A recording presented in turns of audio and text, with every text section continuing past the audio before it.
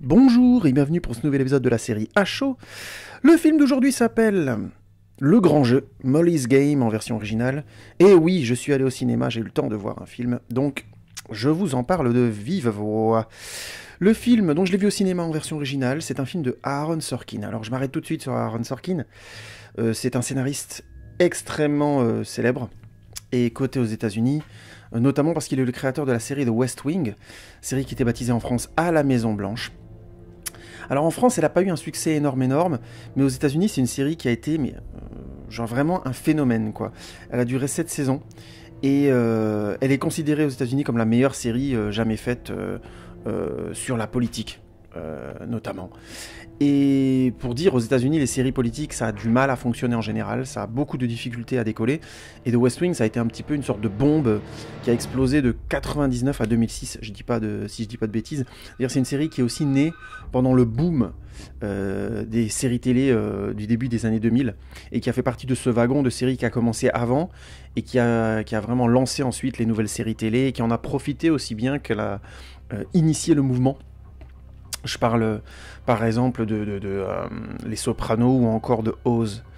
Donc voilà, The West Wing. Mais en France, c'est une série qui n'a pas très bien marché, qui a été diffusée, je crois, le soir sur France 2, genre à 23h le dimanche soir. Enfin, ils ont essayé de suivre la diffusion. Et je ne sais pas s'ils ont tout diffusé d'ailleurs, puisque je crois qu'ils ont fini finalement par diffuser le reste de la série sur France 4, mais ça n'a jamais vraiment décollé. Et c'est dommage, parce que moi perso j'ai vu cette série en version française, et la version française est très bien. Il y a quelques erreurs, mais sinon elle est vraiment très bien. C'est une excellente série politique, et je pense que c'est la meilleure selon moi. De toute façon, je suis en train de travailler sur un épisode de avant le film, où je parlerai de The West Wing et d'une autre série qui est aussi actuellement connue pour être... la relève ou la deuxième ou la meilleure série qui détrônerait The West Wing, la meilleure série politique. Je pense que vous voyez de quelle série je veux parler, mais je vais pas spoiler puisque cet épisode d'avant le film arrivera pas tout de suite. Mais c'est pour dire, je vais faire un gros épisode sur The West Wing où je vais en parler en long, en large et en travers. Bref. Juste pour vous donner un élément et pour expliquer à quel point Sorkin a un petit peu révolutionné tout ça, ainsi que le co-créateur de West Wing, parce qu'il n'était pas tout seul, il y avait John Wells qui est aussi un créateur de séries. Bon voilà, je sais plus exactement, j'ai pas envie de dire de bêtises, mais je crois qu'il y a pas mal de séries policières qui ont été écrites et inventées par lui. Je crois que New York Police Blue, c'était de lui, par exemple. Enfin, je suis plus certain, j'ai pas envie de... Non, c'était Steven Bochco, ça. Bon bref, je sais plus, mais il a fait beaucoup de séries télé, et notamment des séries qui ont encore aujourd'hui beaucoup de succès. Et je vous expliquerai en quoi il a eu de l'importance dans The West Wing, contrairement à ce qu'on pense, puisque The West Wing est souvent présenté sous l'aune que c'est Aaron Sorkin qui a tout fait. Bon voilà, bon bref, j'y reviendrai en détail. En fait, un des trucs qu'ils ont inventé ensemble, donc Sorkin et Wells, ils se sont posé la question de comment faire passer visuellement les dialogues politiques, parce que c'est souvent interminable. Ils se sont vraiment posé la question, je pense, centrale quand on fait une série politique, c'est qu'est-ce qu'on fait pour que les spectateurs aient envie d'écouter, envie de suivre un débat politique. Et en fait, comme les personnages, la série suit le quotidien d'une équipe qui est élue, qui vient juste d'être élu à la Maison Blanche et qui suit donc son mandat, on les voit vraiment, entre guillemets, patauger, apprendre ce que c'est que l'exercice du pouvoir, ce qui est très réaliste évidemment, hein, parce que tous les partis font croire qu'ils sont toujours prêts, qu'ils sont déjà prêts largement avant les présidentielles à devenir président et avoir un gouvernement et tout, alors qu'en fait la plupart des partis découvrent l'exercice du pouvoir et ils prennent souvent des anciens ministres et ainsi de suite d'autres mouvements qu'ils ont pu critiquer par exemple pendant la campagne, parce que ils ont besoin de cette expérience-là pour comprendre comment ça marche, pour entre guillemets réussir à complètement gérer la masse d'informations et de choses qu'il faut gérer très vite, sachant que maintenant un gouvernement est élu 5 ans, et 5 ans ça va très vite, une échelle politique. Bon, je ferme la parenthèse. Donc cette équipe arrive nouvellement, et elle se réexplique un petit peu toutes les bases, comment on fait pour élire quelqu'un, comment... Ah, excusez-moi, je crois qu'il y a mon micro qui a un peu saturé sur le début. J'espère que c'est pas trop désagréable. Voilà, je l'ai réglé un peu. Désolé, excusez-moi.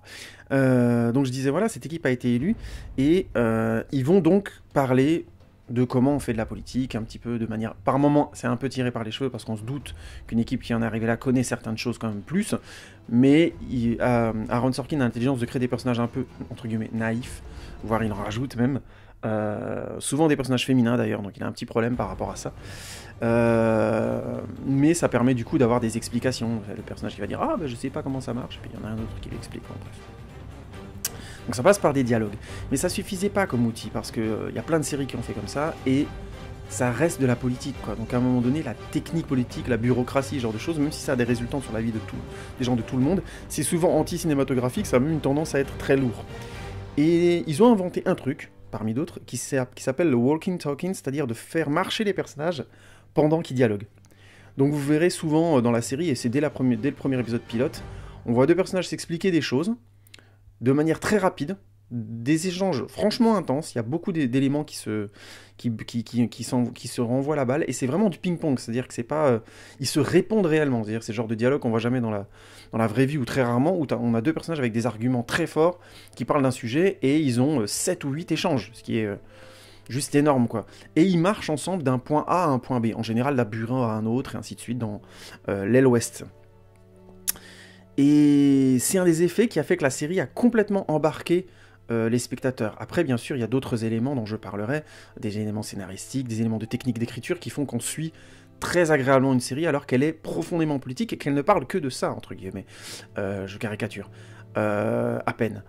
Mais le walking talking, ça a vraiment marqué les spectateurs américains et la technique d'écriture de cinéma et de télé, hein, les deux. Je reviendrai dessus. Mais c'est pour dire, c'est un élément parmi d'autres que Sorkin et Wells ont su inventer, et Sorkin a vraiment écrit de manière précise, a trouvé une manière ludique d'expliquer des choses complexes, tout en questionnant réellement le fond, parce que expliquer des choses, c'est une chose, expliquer les choses de manière ludique et agréable, c'en est une autre, expliquer les choses de manière ludique et agréable, et que en plus, sur le fond, ça reste juste par rapport à ce qu'on explique, c'est encore plus difficile, et il faut le dire clairement dans The West Wing, je crois qu'il n'y a pas un sujet qui est vraiment traité de manière légère ou caricaturale, ça va vraiment loin. La série a des défauts, je reviendrai dessus en détail, mais c'est pour dire, ça vous donne aussi surtout mon appréhension d'Aaron Sorkin, je le connais surtout à cause de cette série-là que j'ai beaucoup aimée. Il a aussi écrit d'autres séries, je vais vous parler rapidement, notamment une série qui s'appelle The Newsroom. Il a écrit d'autres séries entre, mais je les ai pas vues, donc je vais surtout vous parler des séries que je connais. The Newsroom, qui est une série qui suit le quotidien d'un journal télé, qui devient en fait un vrai journal d'information. Sur son sujet principal, le journalisme télévisuel, la série est brillante, voire excellente. Et quand je dis que ça devient un vrai journal d'information, je vous conseille de voir ce que ça veut dire. La série est passionnante rien que pour ça. Rien que pour ça, c'est excellent. Malheureusement, la série a été arrêtée à la saison 3, parce que les audiences n'étaient pas terribles, et ça envoie aussi un peu aux limites de cette série, parce que le sujet du journalisme est parfaitement traité, et vraiment avec beaucoup de densité, c'est très très intéressant, mais l'écriture des personnages est un petit peu vieillotte, j'ai envie de dire. On sent un petit peu l'influence de son précédent travail à la Maison Blanche, et pour quelques personnages qui sont intéressants, il y en a d'autres qui monopolisent un peu l'écran, et qui sont franchement moins intéressants. C'est un peu niais, quoi. Oui, voilà, c'est une série qui est un peu niaise par moment. Mais je ferai de toute façon un podcast sur The Newsroom, c'est une série qui vaut largement le coup de vous en parler plus en détail. Mais c'est pour dire, voilà, c'est un mec qui a sorti ces deux séries-là qui ont chacune à leur manière marqué The West Wing populairement et au niveau de la critique, mais The Newsroom a aussi marqué par la qualité et l'acuité de son regard, notamment sur la question du journalisme. C'est une série qui dit des choses très très très fortes politiquement. Je reviendrai dessus de toute façon en détail. Il est aussi scénariste de films, il a notamment écrit le scénario de The Social Network, le film de David Fincher. Là par contre, il faudrait que je revoie le film parce qu'honnêtement le style de Sorkin est moins flagrant de mémoire. J'ai plus l'impression d'avoir vu un film de David Fincher qu'un film écrit par Aaron Sorkin, paradoxalement. Mais il faudrait que je le revoie vraiment pour pouvoir vous faire une analyse précise de ce que je veux dire par là. J'ai plus cette sensation, j'avais vraiment l'impression d'être porté par la mise en scène de David Fincher, et dans les dialogues, même s'il y a des moments assez classes, notamment des échanges entre... The Social Network, c'est l'histoire de Mark Zuckerberg et la création de Facebook, grosso modo. Hein. C'est plus compliqué que ça, mais grosso modo, ça suit ça en termes de narration directe. Et il y a notamment des échanges entre Mark Zuckerberg et l'autre, le co-créateur de Facebook, je crois, Edardo Sarin, je crois c'est, si je dis pas de bêtises, ou Narine. Non, je crois que c'est Sarin, je sais plus. Et ils ont des échanges à un moment donné, et ça se renvoie la balle, et c'est assez classe. Et là, on reconnaît un peu le style de Sorkin, cette capacité à donner vraiment beaucoup de rythme grâce au dialogue. Et c'est un des rares scénaristes, voilà, je vais être un peu dithyrambique, mais c'est vrai, qui arrive à transformer des chants contre chants. En général, c'est assez chiant. A parle, B lui répond, on regarde B, A lui répond, on regarde A, B lui répond, on regarde B. Vous voyez ce genre de dialogue où il y a une absence de mise en scène, tout simplement, quoi, parce que la plupart du temps, c'est la manière la plus simpliste de donner à voir un dialogue, la manière la plus, entre guillemets, évidente, mais c'est aussi une manière qui est devenue assez vide. Et chez Aaron Sorkin, le dialogue est tellement rythmé qu'au contraire, c'est logique de passer d'un personnage à l'autre. Bref, je ferme la parenthèse. Je reviendrai sur The Social Network aussi dans un podcast, tiens, ça nous fera de quoi discuter. Il a aussi écrit le film Steve Jobs de Danny Boyle, et là par contre, effectivement, je ne savais pas qu'il avait écrit le scénario. Et c'est un très bon, voire un excellent film. Il faut que je fasse une review dessus aussi, moi ça commence à faire beaucoup, mais bon, vous me connaissez. Je tiens parole, j'y reviendrai. Mais ça ressemble un peu plus au style de Sorkin, notamment. C'est un film qui suit la vie de Steve Jobs à travers 3 grands événements, 3 grandes conférences. Connaissant pas assez la vie de Steve Jobs et n'ayant vu le film qu'une fois, je sais plus exactement pourquoi, c'est pour la présentation de l'iMac, ou je sais plus exactement, pour différents trucs. À un moment, il sort de Mac, il présente autre chose, puis à la fin, il présente encore autre chose lié à Mac, je sais plus si c'est l'iPod, non, je dis n'importe quoi, je sais plus. Et donc, c'est 3 grands événements conférences, et on suit un peu Steve Jobs dans les couloirs, dans la préparation de tout ça, et on passe sa vie, entre guillemets, comme ça, en revue. Et là, on sent vraiment la présence de Sorkin à l'écriture, parce que notamment, le film se suit comme une sorte de grands mouvements, comme ça, dans les coulisses d'un théâtre, je caricature à peine. Et les dialogues sont ciselés et percutants, hein. Le casting est excellent. Bien sûr, Michael Fassbender. Si je dis pas de bêtises, il y a aussi Kate Winslet, Jeff Daniels. Un acteur que je supporte pas d'habitude dans les comédies, mais qui est là vachement bon, et comme son nom ne me revient plus, c'était le mec qui jouait le rôle principal, si je dis pas de bêtises, dans The Green Hornet, le frelon vert. Mais là, le nom de l'acteur ne me revient pas du tout. Désolé. Donc bref, et dedans, il a un rôle et il est génial. Comme souvent, hein, un très très bon acteur dramatique, je vois pas ce qu'il fout dans la comédie, bon bref, peu importe. Et Sorkin a écrit quelques pièces de théâtre, et le film vraiment est scandé, rythmé par les gens qui bougent la parole. Il y a du walking talking partout. Après, c'est un film de Danny Boyle, on reconnaît aussi, Danny Boyle s'est parfaitement marié au style d'écriture de Sorkin, paradoxalement, il l'a pas, entre guillemets, écrasé. Encore une fois, là je suis en train de faire une parallèle avec Social Network, faut que je le revoie, parce que là je critique Fincher de manière trop gratuite, il faudrait que je revoie le film. En tout cas, Steve Jobs c'est vachement bien, et on reconnaît vraiment la patte de Sorkin, je vous conseille de le voir. Je ferai une review dessus de toute façon. Donc voilà, il a écrit tout ça, il a fait tout ça. C'est un scénariste particulièrement prisé, à juste titre, il est très très bon. Et même s'il a des petites faiblesses, il est parfois un peu niais, notamment dans les histoires d'amour ou autres. Et donc, le grand jeu, Molly's Game, qu'est-ce que c'est? Eh bien c'est un biopic. Justement, on reconnaît tout de suite le style de Sorkin, puisqu'on a une voix off qui est prépondérante sur tout le récit. Et c'est un peu un outil facile de scénariste, mais Sorkin en fait un petit peu autre chose. Je ne vais pas vous parler que d'Aaron Sorkin, hein, mais puisque j'ai commencé sur lui, autant y aller à fond. Mais d'abord, je vous dis rapidement le pitch. Molly Bloom est une ex-championne de ski acrobatique, enfin je crois que c'est du ski de boss ou du ski acrobatique, qui après une enfance et une adolescence passée à s'entraîner et un accident grave qui l'ont privée de médaille olympique, quitte le sport pour s'installer à Hollywood. C'est là alors qu'elle commence la carrière improbable d'organisatrice de parties de poker clandestines pour beaucoup d'argent. C'est pas nécessaire d'aller plus loin parce que c'est ce que le film va raconter et je vous l'ai déjà limite un peu spoilé, entre guillemets. Mais j'insiste, le film le raconte bien. C'est un film efficace, c'est un film classique. C'est l'histoire d'une ancienne ou d'un ancien champion qui trouve un échappatoire après une blessure dans quelque chose de plus extrême que le sport où il était, le sport de haut niveau et autres, avec toute son intensité, tout ce côté fuite vers l'avant, puisqu'on s'entraîne, on enchaîne les compétitions, ainsi de suite, il y a une sorte d'adrénaline constante. Et finalement, elle va dans un autre univers extrême pour les mêmes raisons. Je caricature à peine. C'est classique, mais c'est bien fait. Ça vaut le coup de voir le film parce que c'est bien raconté, au minimum. Donc la voix off est celle du personnage principal, puisque c'est son histoire. Qu'elle raconte. Oui, donc le personnage principal raconte son histoire à son avocat, puisque Molly, le film commence, Molly est arrêtée dans sa chambre d'hôtel, ou je sais pas si c'est... Non, c'est chez elle, dans sa grande chambre, voilà. Arrêtée par le FBI au début, et donc elle cherche un avocat à qui elle raconte son histoire. Ce qui est malin, puisque ça crée en fait une voix off qui est assez maligne. Au départ, on pense que c'est un effet scénaristique con, c'est-à-dire le personnage nous raconte son histoire, basta parce qu'il nous raconte son histoire. Et en fait, non, elle est en train de raconter son histoire à son avocat.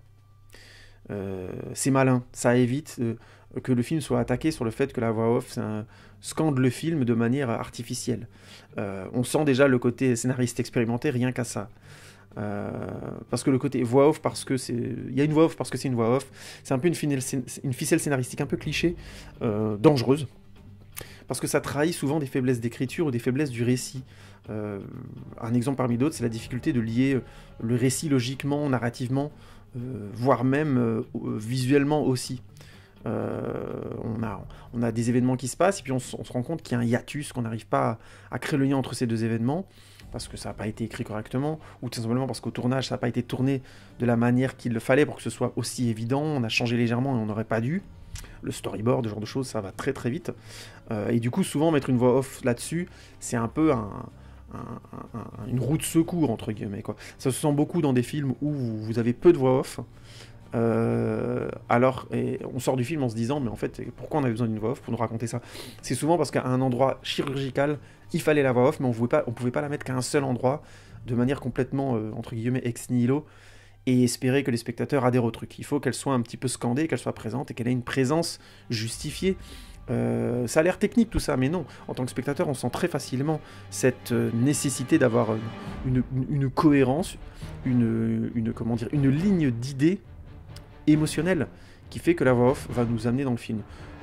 Pour appuyer ce que je suis en train de dire, on met rarement en voix off une voix qui est désagréable à écouter. J'ai commenté cette histoire. Enfin, vous voyez ce que je veux dire.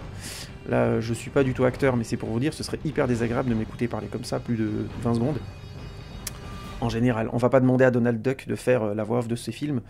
Et si c'est le cas, on va pas insister. Voilà, grosso modo. Donc il y a aussi une émotion, une forme qui fait que une voix off va être plus agréable, plus logique à suivre, plus évidente à suivre.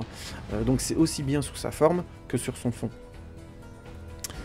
Et donc cette idée intelligente de mettre une voix off qui en fait n'en est pas tout à fait une, puisqu'elle raconte à quelqu'un, un personnage du film, ça justifie la présence de la voix off, et ça crée aussi un effet de déplacement du spectateur qui est témoin d'une histoire et qui est plus tenu par la main par le personnage principal.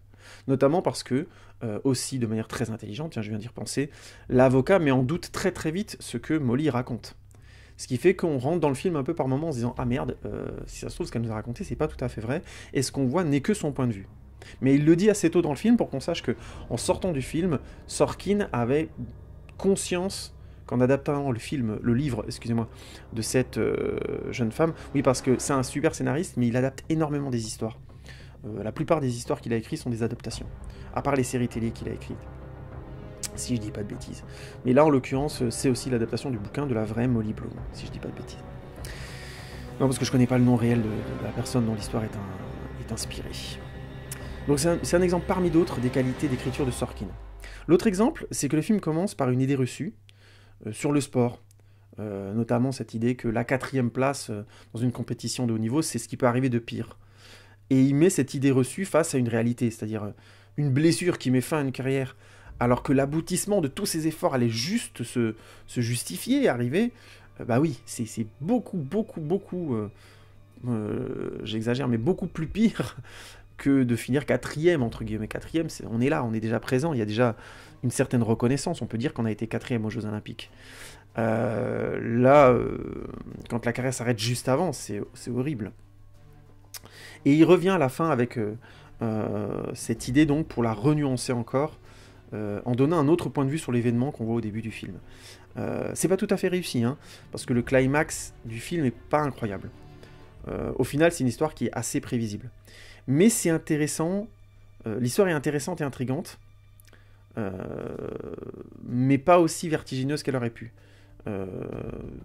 notamment parce que c'est un film sur des parties de poker où il y a des millions qui se jouent. Donc voilà, à la fin on revient nuancer cet événement, mais je trouve que ça a perdu de l'impact. Ça n'a pas forcément gagné tant en densité que ça qu'au début. Mais je vais m'expliquer. Je disais donc, le film... non, je passe à un autre point dont je voulais parler absolument. Le film a été vendu comme le loup de Wall Street au féminin. Alors déjà pas du tout. Alors pas du tout. C'est un élément comme un autre qui prouve que les pubs sont souvent stupides, que les films sont souvent vendus de manière absurde, donc c'est pas non plus gravissime, mais je trouve que c'est dommage, notamment moi et ma compagne on allait voir ce film, et moi je m'y attendais pas spécialement connaissant Sorkin, mais ma compagne était vraiment calée sur cette pub en disant le loup de Wall Street au féminin, et elle a vu tout de suite que pas du tout. Pas du tout, parce que par exemple dans le Loup de Wall Street, le personnage de DiCaprio, Jordan Belfort, n'a pas de morale du tout. Elle est à peine présente. Sa compagne au début fait survivre un semblant de morale, mais très vite, il n'y en a pas du tout, et on se rend compte que lui, il est complètement à la masse sur ces questions. C'est un récit dérangeant parce que immoral, outrancier et indécent, le Loup de Wall Street. C'est la fortune qui est faite sur l'escroquerie violente et quasi inconsciente. Il y a un vrai malaise de juger les personnages du film parce que ils sont violents, mais extrêmement violents, mais ils ont très peu conscience de la portée de ce qu'ils font. Et du coup, ça ajoute vraiment un malaise à suivre des personnes immorales parce que la mise en scène procure une sensation de puissance, de plaisir qui est clairement ressentie par les personnages. Et sentir une sensation de puissance, de plaisir face à des personnages qu'on voit clairement comme immoraux et violents, c'est une sensation vraiment limite qui est voulue par le film pour questionner un problème moderne. C'est-à-dire l'argent qui permet et qui incite, tel qu'on nous demande, on nous propose de le dépenser, à des abus physiques, moraux, éthiques. Jusqu'à quel prix ça va, ça? Et ça, le film pose vraiment bien la question, il nous met dans cette ambiguïté. On ressent le plaisir des personnages, mais on peut que constater l'immoralité, la violence de ce qu'ils produisent. C'est une question très complexe. De toute façon, je ferai très probablement, bon, pas dans longtemps, mais très probablement un après-film sur le Loup de Wall Street, qui est un film que je trouve exceptionnel. Dans Molly's Game, en fait, Molly a constamment conscience de faire quelque chose qui est à la limite de la morale. Elle le sait tout de suite. Elle s'inquiète très vite pour les joueurs très tôt, pour ceux qui perdent beaucoup d'argent et ainsi de suite. Enfin, elle est intriguée par le jeu, elle est attirée par l'argent, ça y a pas de souci. Mais elle est toujours consciente moralement et elle le dit quoi. Le récit est très moral et donc il est très confortable. Ça a vraiment rien à voir avec le Loup de Wall Street qui est un film à la base désagréable en fait sur le fond. C'est un film qui transmet une sorte de kiff à être suivi, mais en fait, il est toujours sur la corde sur cette corde de mise en scène qui fait que on peut pas ne pas voir que c'est immoral et que c'est grave ce qui se passe, que c'est outrancier, qu'il y a quelque chose qui ne va pas du tout. Et là, ça n'a rien à voir vraiment dans Molly's Game, mais pas du tout. Molly's Game est un récit moral, clairement, de début à la fin, et ça ressemble à du Sorkin, tout simplement. Alors que clairement dans le Loup de Wall Street, il y a une maîtrise de cette ligne morale qui est jouée par le scénario et la mise en scène. On est à la frontière de l'immoral et on est constamment mis en cause, nous, spectateurs. Ça n'a vraiment rien à voir. D'ailleurs, même la montée sociale de Molly est finalement très modérée. Dans le Loup de Wall Street, la montée de Jordan est impressionnante d'ampleur, notamment dans la mise en scène. On passe d'un petit appartement et on va jusqu'au château, on part d'un petit bureau et on va jusqu'au building, on part de la petite voiture, on va jusqu'au yacht privé, etc. C'est gigantesque comme bond, que le bond que fait Jordan au bout d'un moment dans le film. Et les bonds successifs qu'il fait. Molly, ce qu'on voit, c'est qu'elle a agrandi son appartement, éventuellement sa voiture, quoi. Et encore, on a l'information, mais on n'a pas vraiment la sensation. Et je trouve que c'est notamment, en comparant ces deux films, ça met en évidence une des grandes limites de Molly's Game. C'est un film qui raconte de manière quasi monocorde. C'est un récit qui manque pas de moments enlevés, mais qui est presque informatif. Alors, oh là là, j'ai d'entendre faire un truc un peu hardcore là. Je fais pas de comparaison entre Scorsese et Sorkin. Sorkin, c'est son premier film.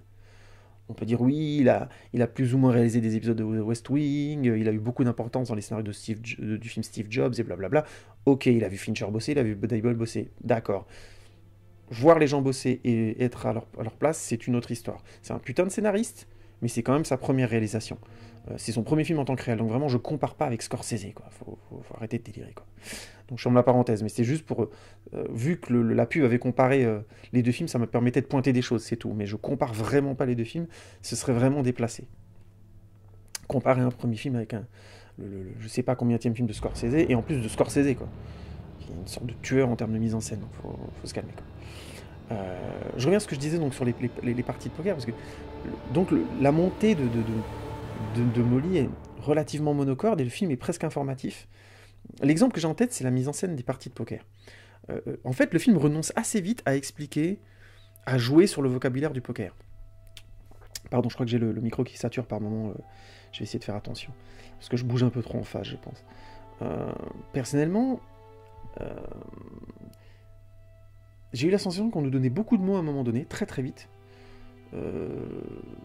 Et qu'on nous les expliquait finalement trop peu ou trop vite. Je sais pas, en tout cas, il y avait un équilibre qui pour moi fonctionnait pas. Il y a une sensation de trop ou de pas assez.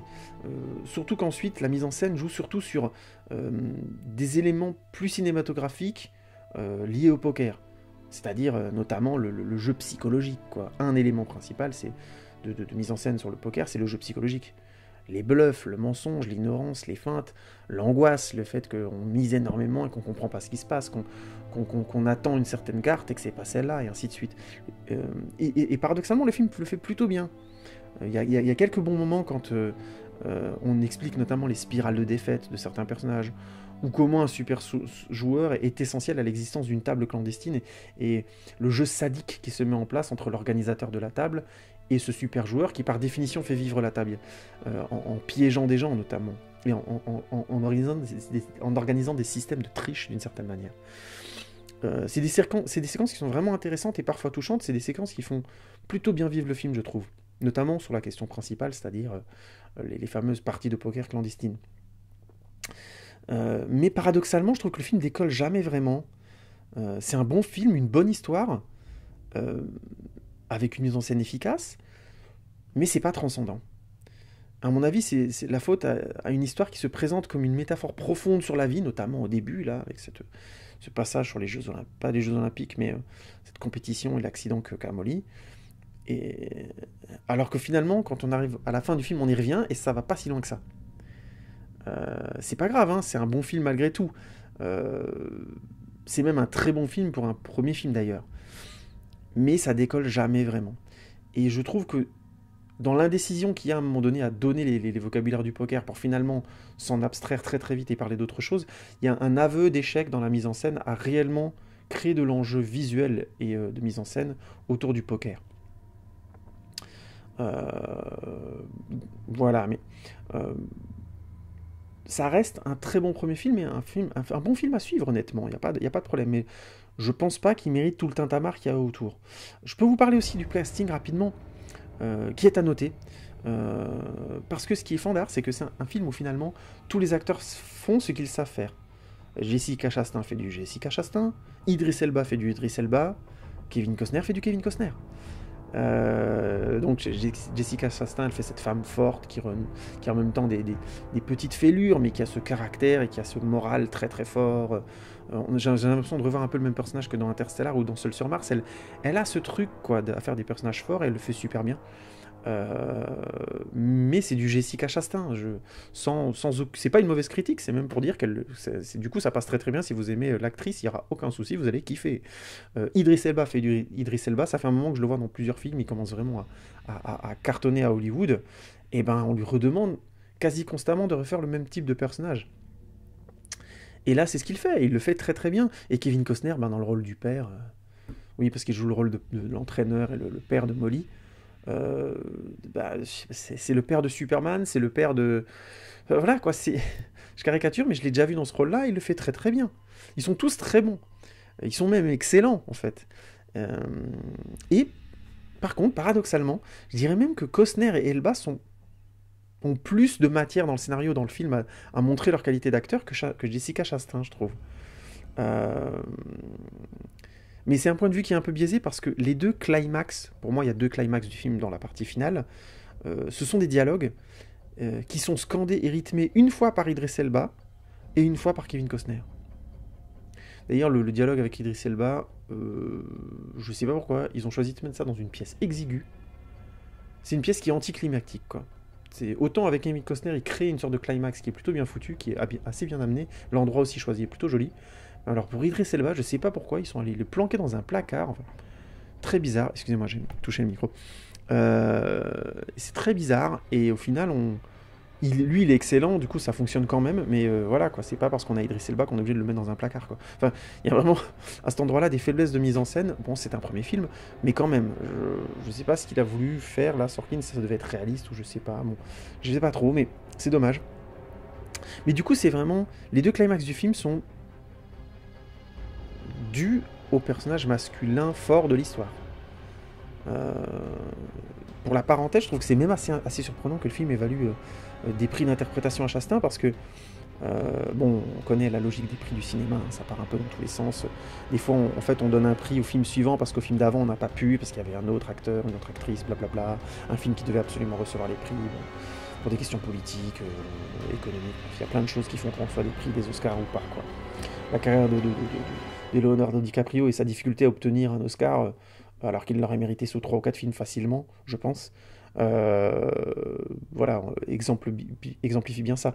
Mais bon, Jessica Chastain a reçu des prix ou a été nominée pour ce film, alors que bah, je trouve qu'elle fait beaucoup mieux dans d'autres films, et c'est pas son plus grand rôle, quoi. En fait, Molly Bloom n'est pas un personnage transcendant au final. C'est une trajectoire assez rectiligne dans le film.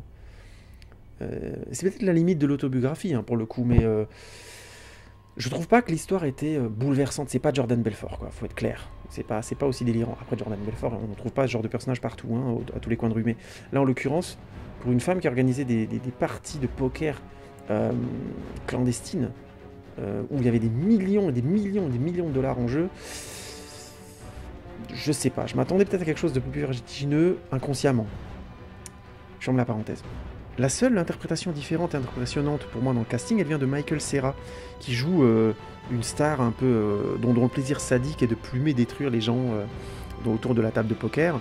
On ne connaît pas le vrai nom de l'acteur, hein, donc j'ai pas cherché, mais je crois pas qu'on le sache, et je fais confiance au personnage du film, hein, à Molly Bloom, qui dit que voilà, elle a jamais donné les noms, ou alors que ceux qui étaient déjà sortis dans d'autres affaires.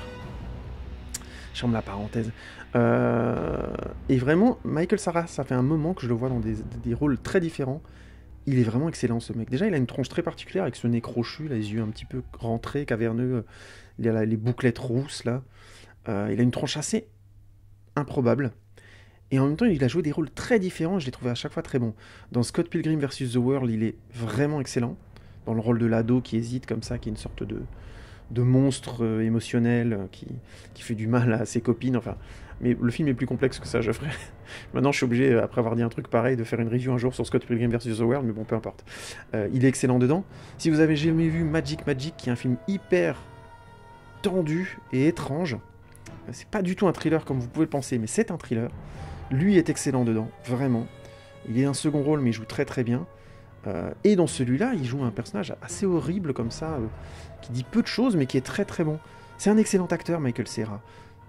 Je vais pas en rajouter parce que le personnage fait pas grand chose dans le film. Je reparlerai probablement de lui dans Scott Pilgrim, dans la review sur Scott Pilgrim. Mais pour le coup, lui, il m'a impressionné. Je le vois rarement au cinéma, mais quand je le vois, il est dans des rôles où il fait vraiment des trucs différents. Il fait plein de comédies et de choses comme ça, hein. Mais je trouve que dans des domaines très différents, dramatiques, en jouant des personnages très différents, très variés, il est à chaque fois crédible et très bon. C'est un acteur qui commence vraiment à m'impressionner globalement. Et je vais m'intéresser un peu plus à sa filmographie, honnêtement.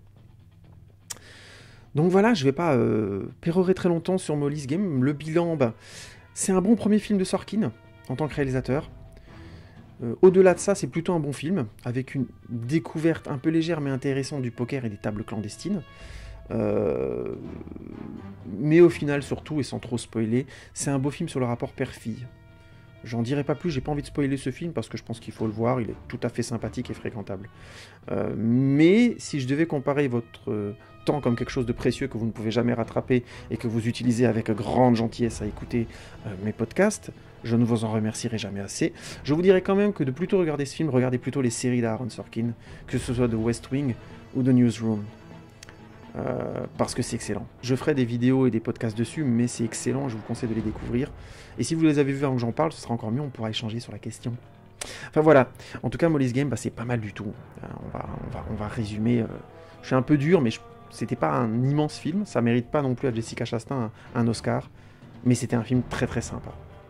Et ben écoutez les amis, merci de m'avoir écouté. J'ai vu quelques films au cinéma là, donc je vais faire une petite série de H sur des films très récents, ça fait plaisir, ça va changer un peu. Et merci beaucoup pour votre écoute. Vous connaissez la page Facebook, le Twitter, l'Instagram. N'hésitez pas à liker et à partager les vidéos, ça aide à ce qu'elles soient vues aussi. Je vois qu'il y a des gens qui regardent, mais vous likez pas, vous partagez pas, c'est pas obligé, mais liker au moins, ça aide un petit peu, vu que j'ai pas beaucoup de vues. Ça aidera au moins à dépasser un petit peu la sphère privée dans laquelle nous sommes pour l'instant, je caricature. Bah merci les amis en tout cas, et puis je vous dis à bientôt pour un prochain épisode de la série à chaud. À bientôt les amis, ciao!